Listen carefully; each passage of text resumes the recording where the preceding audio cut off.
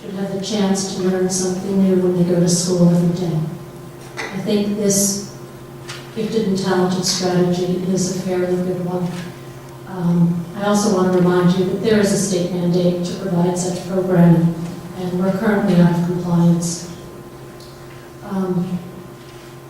This program identifies children whose needs are not being met by our curriculum. It does not label them, it identifies them and tries to fulfill their needs. It is not a pull-out program, but rather it allows for fluid in-class differentiation.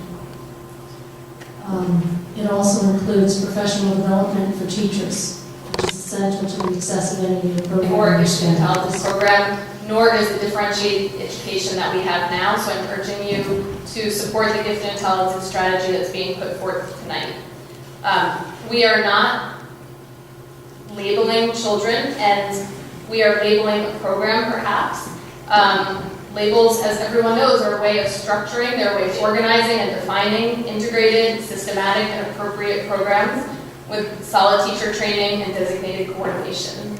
So I support this gifted and talented strategy, and I appreciate that Ms. Grierson has met with community stakeholders, and I hope that parents and teachers continue to be part of an advisory capacity as we move forward with this program. Thank you. I think that school communities that have gifted and talented really struggle to have inclusive classrooms. And as a parent of a son with special education, special needs, who's gone out of district this year, it's really disturbing for me to see how much money we have to spend on an individual such as my son because his needs couldn't be met in district. I'd love you to keep that money in district and to put it to professional development for our teachers. I truly believe that if we stopped spending money on out-of-district placement and on programs like Gifted and Talented and spent it on effective professional development, we wouldn't need all these separate programs. And the diversity that we all seek would be enriching and affirming for our kids. And instead of separating them more and more, we'd find ways to include them.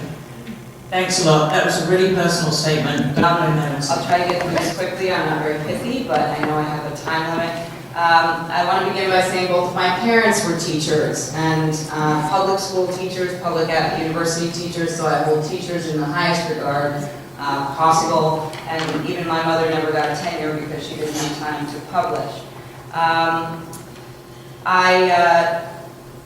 For the past 1.5 years as a volunteer, I've been coaching my daughter's Odyssey the Mind team at Tuscan Elementary with Ms. Aslow, and I can't speak highly enough about how this has helped kids and should be implemented district-wide, not as a G&T program, but as a self-selecting, transparent program to give more kids opportunities to learn more advanced levels of physics, math, science, art history, language arts at ages 5, 6, and 7 that they may not be taught in the regular school program for between 3 and 8 more years. And it's quite amazing to see what they can process and distill. Even at this age, I have many videos to support that I'd be happy to share with the kids and how much joy this brings them. I'm aware that several board members here are diametrically opposed to differentiating kids as gifted. Some are in favor, and that the board regulations prohibit testing and pullouts. But these rules seem to have been made in a sort of a vacuum without first establishing a true philosophy of how we do identify what is gifted and what is gifted and talented.